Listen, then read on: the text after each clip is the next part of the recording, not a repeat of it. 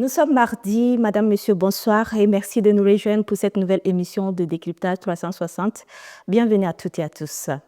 Ce soir, nous abordons deux sujets majeurs pour le Burkina Faso. D'une part, le lancement de Faso Ndoubé, une plateforme numérique présidentielle destinée donc à valoriser les talents scientifiques, techniques et technologiques, tout en stimulant l'innovation locale. D'autre part, la mesure imposant la domiciliation donc des comptes des ONG et associations à la Banque des dépôts du Trésor, une décision qui vise à renforcer la transparence financière et à lutter donc contre le blanchiment de capitaux. Quels sont les enjeux et impacts de ces initiatives pour le développement et la gouvernance du pays? Pour en parler, je reçois ce matin pour vous, chez vous, Monsieur Honoré Samandoulgou. Il est le président donc du conseil d'orientation du mouvement Le Faso Ma Patrie. Bonjour à vous et bienvenue sur notre plateau. Bonjour Valérie. Merci d'avoir accepté notre invitation. C'est bien. Alors, nous parlons du lancement donc du plateforme Faso Ndoubé. Alors, le 17 octobre 2025, le président du Faso, le capitaine Ibrahim Traoré, a lancé Faso Ndoubé. Voilà, une plateforme numérique dédiée donc à la valorisation des talents burkinabés dans les domaines scientifiques, techniques et technologies. Objectif donc stimuler l'innovation locale et accélérer l'industrialisation en donnant aux Burkinabés du pays comme de la diaspora l'opportunité donc de présenter leurs projets et inventions. Alors, comment avez-vous accueilli donc cette initiative présidentielle? Merci Valérie. Et avant tout propos, je tiens à saluer tous les téléspectateurs de Kajiba TV et merci pour l'invitation. Et c'est bien vrai que la semaine passée, le président du Faso a lancé l'initiative présidentielle qui est une plateforme numérique Faso Ndoubé. Et cette initiative, nous l'avons accueillie avec joie et parce que c'est ce que quand le Burkinabé attendait. Parce qu'on avait beaucoup de pètes, de talents, et rien n'était valorisé en ce qui concerne au Burkina Faso particulièrement et en général en Afrique. Donc tous ces talents partaient à l'extérieur. Donc nous avons accueilli cela avec joie et acclamation et nous accompagnons cette initiative présidentielle Faso Ndoubé. Alors vous parlez de PET, expliquez-nous, pouvez-vous être un peu plus explicite? Oui, exactement. Vous voyez qu'il y a eu au Burkina Faso plusieurs présidents, des présidents qui se sont succédés. C'est vrai. Et des gens qui avaient des talents, qui avaient des génies, ont essayé de créer quelque chose, mais ils ont été freinés. Et par leur élan, ils ont été découragés par leur manière de faire. Tout ce qu'ils voulaient, c'était qu'on leur donne l'opportunité de montrer leur savoir-faire et de pouvoir présenter leur savoir-faire, mais ils n'ont pas eu ce privilège. Mais aujourd'hui, c'est un privilège pour tout Burkinabé, et que tu sois à l'intérieur ou à l'extérieur, et de proposer tes talents pour le développement endogène de notre pays. Mais pensez-vous pas que c'est venu un peu en retard ou bien vous trouvez que le moment est opportun? Je pense que le moment est bien opportun parce que c'est maintenant que son Excellence est là et il prône la souveraineté nationale.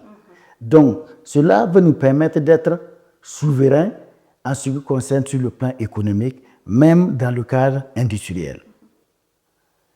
Alors, et on a des personnes qui sont de la diaspora et tout. Pensez-vous qu'il y aura de l'engouement derrière? Ah oui, je pense qu'il y aura beaucoup d'engouement parce que cela permet à tous ces braves hommes, ces braves Burkinabés, quand vous regardez à l'extérieur, vous allez voir que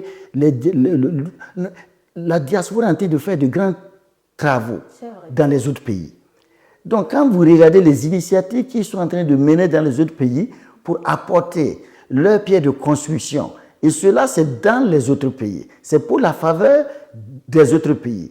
Donc, ça sera bien accueilli parce que ces gens viendront dans leur propre pays pour bâtir leur propre pays. L'occasion les donne de construire leur propre pays. Mais en quoi la plateforme marque-t-elle une rupture avec l'ancien modèle de promotion des talents nationaux? Et avant, on parlait de l'innovation technologique et l'innovation scientifique, mais il n'y avait rien qui accompagnait cela. Mais avec cette plateforme, il y aura l'accompagnement.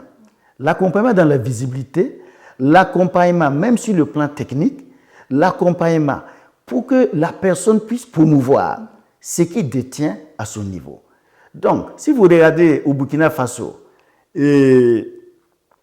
nos chercheurs, et c'est bien qu'ils découvrent certaines choses, mais il n'y a pas de promotion. Mais voici l'occasion pour tout ce qui est en train d'être inventé, tout ce qu'on découvre. C'est l'occasion de promouvoir cela sur cette plateforme. Donc, je pense que c'est une grande solution, c'est une bonne solution. Et pour les Burkinabés accueillent cela avec joie. Et très bientôt, nous verrons un changement. Alors, la plateforme a été lancée. Qu'est-ce que vous suggérez que le gouvernement puisse faire pour pouvoir consolider tout cela? C'est de sensibiliser et de communiquer davantage.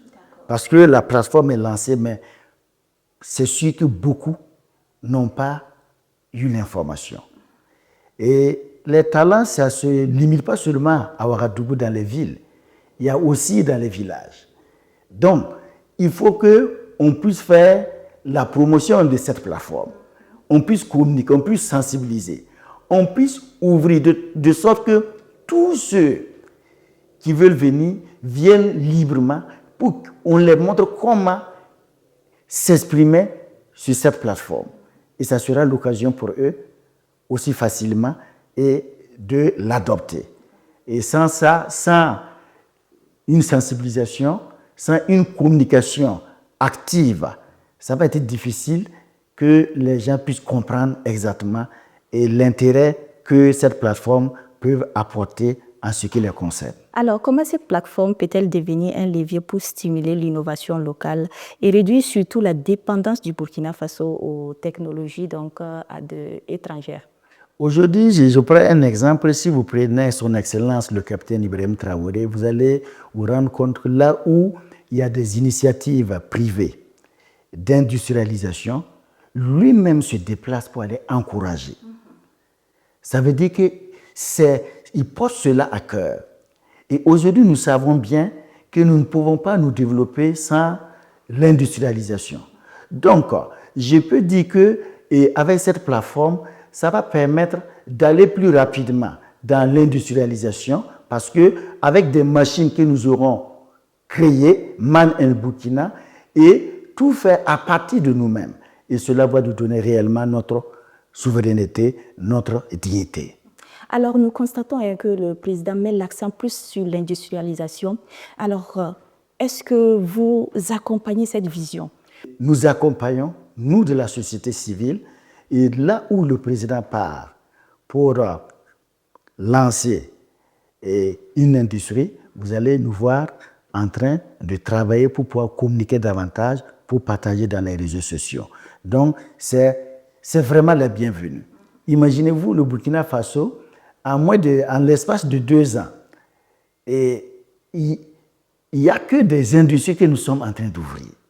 C'est une bonne nouvelle.